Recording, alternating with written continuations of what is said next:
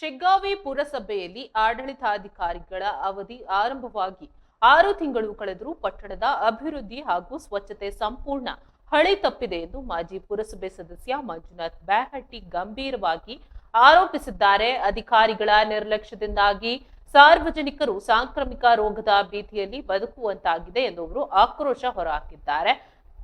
ಕಸದ ವಾಹನ ಮಾಯವಾಗಿದೆ, ರಸ್ತೆಯಲ್ಲಿ ತ್ಯಾಜ್ಯ ತುಂಬಿದೆ. ಪಟ್ಟಣದ ಶ್ರೀಶೈಲ ನಗರ, ಶಬರಿನಗರ, ನವನಗರ ಹಾಗೂ ಅಂಬೇಡ್ಕರ್ ನಗರಗಳಲ್ಲಿ ಕಳೆದ 1 ತಿಂಗಳಿನಿಂದ ಮನೆ ಮನೆಗೆ ಬರುವ ಕಸದ ವಾಹನಗಳು ಬರುತ್ತಿಲ್ಲ.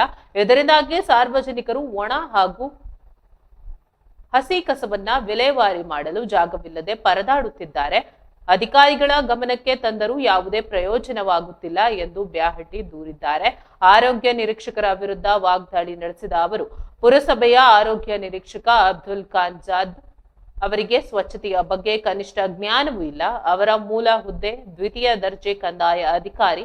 ಆದರೆ ಅಲ್ಲಿ ಕೆಲಸ ಮಾಡಲು ಅಸಮರ್ಥರಾದ ಕಾರಣ ಇಲ್ಲಿಗೆ ಬಂದಿದ್ದಾರೆ. ಇಂತಹ ಜವಾಬ್ದಾರಿ ಇಲ್ಲದ ಅಧಿಕಾರಿಯಿಂದ ಪಟ್ಟಣದ ಆರೋಗ್ಯ ವ್ಯವಸ್ಥೆ ಹದಗೆಟ್ಟಿದೆ ಎಂದು ಬ್ಯಾಹಟ್ಟಿ ವ್ಯಂಗ್ಯವಾಡಿದ್ದಾರೆ.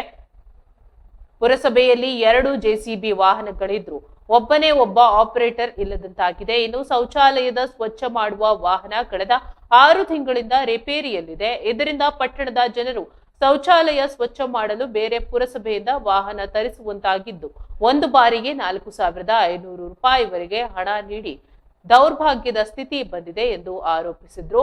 ಅಧಿಕಾರಿಗಳ ಸಭೆಗೆ ಆಗ್ರಹ ಮಾಡಿದ ಅವರು, ಆಡಳಿತಾಧಿಕಾರಿಗಳಾಗಿರುವ ಸವನೂರು ಉಪವಿಭಾಗಾಧಿಕಾರಿಗಳು ಹಾಗೂ ಪುರಸಭೆ ಮುಖ್ಯಾಧಿಕಾರಿ ಮಲ್ಲೇಶ್ ಅವರು ಕೂಡಲೇ ಸಿಬ್ಬಂದಿಗಳ ಸಭೆ ಕರೆದು ಈ ಸಮಸ್ಯೆಗಳನ್ನ ಬಗೆಹರಿಸಬೇಕು.